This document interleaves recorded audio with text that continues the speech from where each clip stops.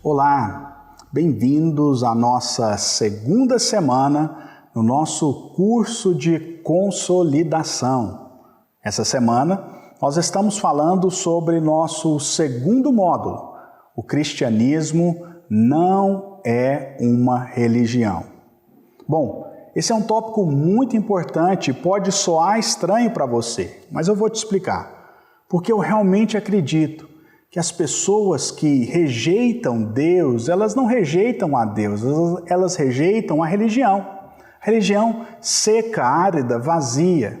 Então vamos nos aprofundar nessa questão, começando lendo a passagem de Mateus, no capítulo 11, versículo 28 a 30. Vinde a mim, todos os que estáis cansados e oprimidos, e eu vos aliviarei. Tomai sobre vós o meu jugo e aprendei de mim, porque sou manso e humilde de coração. E achareis descanso para a vossa alma, porque o meu jugo é suave e o meu fardo é leve. Aleluia! Que promessa tremenda! Sabe, esse trecho aqui do Evangelho de Mateus é um trecho muito conhecido da palavra. Mas poucos entendem que o contexto aqui em que Jesus proferiu essa mensagem era para confrontar ensinos religiosos que sobrecarregavam as pessoas, sabe, com fardos pesados, ao invés de liberar paz sobre elas. Sabe, a verdadeira religião, o verdadeiro evangelho, ele produz descanso e paz. Mas o problema é que nós vivemos em dias em que uma religião humana, vazia, sabe, até mesmo opressiva, ela às vezes substitui a verdade pura do Evangelho. O fato é que a vida cristã não é nada mais do que Cristo em nós. Transformar Cristo em uma religião humana é dizer que seu sacrifício na cruz foi em vão. E que nós precisamos fazer algo por nós mesmos para alcançar a salvação. Isso não é verdade. Sabe, eu entendo que as pessoas elas estão acostumadas a pensar no cristianismo como mais uma outra religião. Mas o cristianismo não é uma religião. É, acima de tudo, uma questão de crer corretamente. Não é principalmente uma questão de comportar-se corretamente, mas de crer corretamente. Naturalmente, nós teremos o comportamento correto, mas apenas como resultado, como consequência de crer corretamente. A religião, por outro lado, é sempre um sistema externo, humano.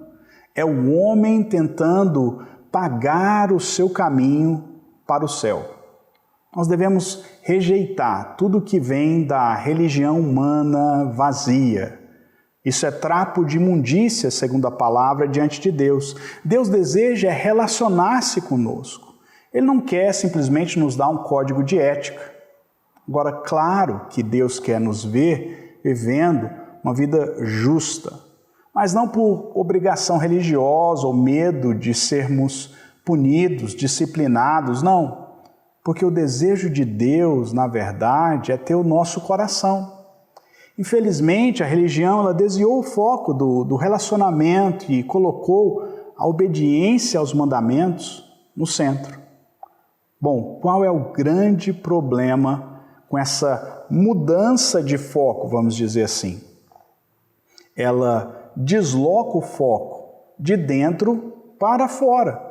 E o grande problema é que uma mudança externa ela pode ser fabricada, manipulada, não necessariamente refletindo o que está no coração. Deus olha para o nosso coração. Sabe, ter os nossos corações é o que importa para o Senhor. Deus quer que nós sejamos como Jesus. Esse é o nosso alvo, essa é a vida cristã. Mas isso não é alcançado pelo nosso esforço próprio em manter um sistema externo de regras de conduta, mas pela revelação da nossa nova natureza. Sabe, nós não devemos substituir o trabalho do Espírito Santo pela obediência a regras externas. Então, resumindo, nós podemos dizer que o que você jamais poderia alcançar por seu esforço próprio, Deus lhe deu gratuitamente. Sabe, Ele só requer fé de você. Você é justo hoje pela fé. A intenção, sabe, das religiões em estabelecer regras é até boa, mas infelizmente o resultado é morte. Porque a força do pecado não é a graça, mas a lei. Na realidade, sabe, o pecado ele já não tem domínio sobre nós precisamente porque estamos debaixo da graça e não debaixo da lei. Se você pensar, a antiga aliança ela foi estabelecida sob a lei, os 10 mandamentos, todo aquele sistema, né, que confiava na obediência do homem.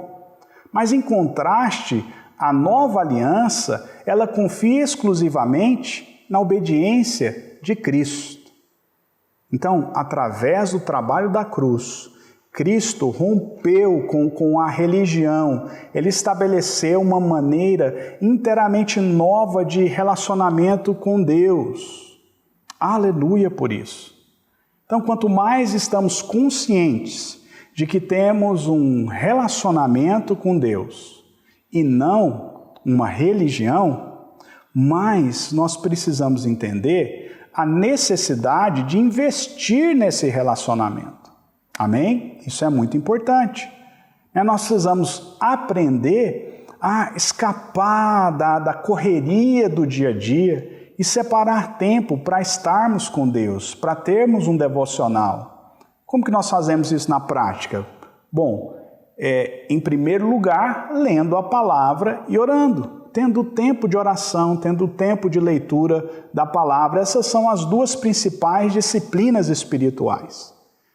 Por exemplo, ao falar de oração, por um lado, orar é evidentemente se comunicar com Deus, é receber também conforto no nosso coração. Por outro lado, orar também é fazer guerra espiritual, é declarar as verdades da palavra, é trazer à existência junto ao mundo espiritual as promessas de Deus. Sabe, existem várias perspectivas diferentes, objetivos distintos quando se trata de oração. Mas a coisa mais importante para que você se lembre na sua vida de oração é saber que Deus, o seu Pai, ama responder às suas orações. Por isso, nós precisamos acreditar no poder da oração e, então, orar com fé, crendo que já recebemos. E, consequentemente, nós vamos experimentar muitos milagres do céu. Creia nisso. Agora, ao falar sobre leitura da palavra, e por acaso você foi desafiado no processo de consolidação a ler o Evangelho e as cartas de João, é importante entender que não é apenas simplesmente conhecimento mental, nós precisamos de revelação.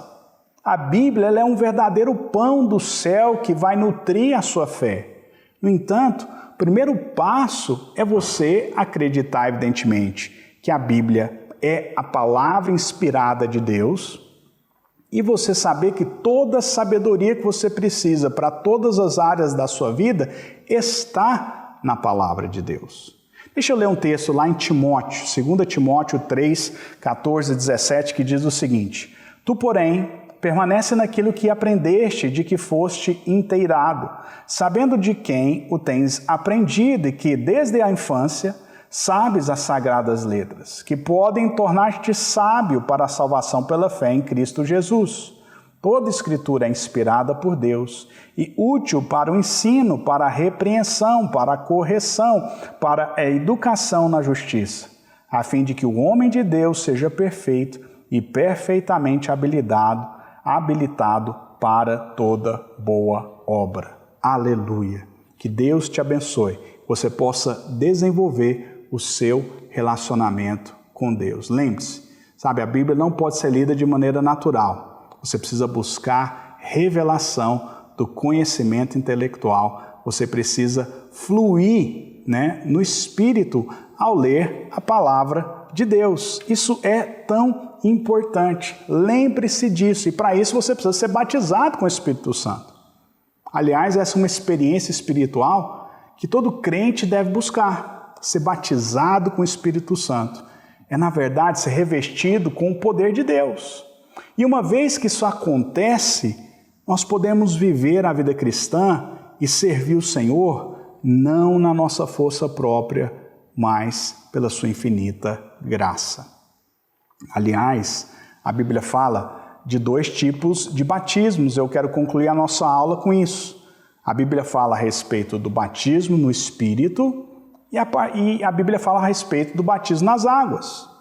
Ambas experiências são fundamentais na sua jornada de fé. O nosso material escrito do curso vai ajudá-lo a entender melhor essas 2 experiências. E eu também encorajo você a conversar e a orar com seu anjo da guarda sobre as 2 coisas, o batismo no Espírito e o batismo nas águas. O seu anjo da guarda vai te orientar em mais detalhes como desfrutar dessas experiências. A minha oração é que você passe por ambas e que elas sejam, uma verdadeira porta que se abrirá e diante dessa porta um novo mundo vai se abrir diante dos seus olhos. Você vai começar a entender que existe sim uma realidade espiritual diferente da natural. Você vai começar a entender que nós, como cristãos, verdadeiramente somos chamados para andar no sobrenatural de Deus. Deus te abençoe. Te vejo na próxima aula.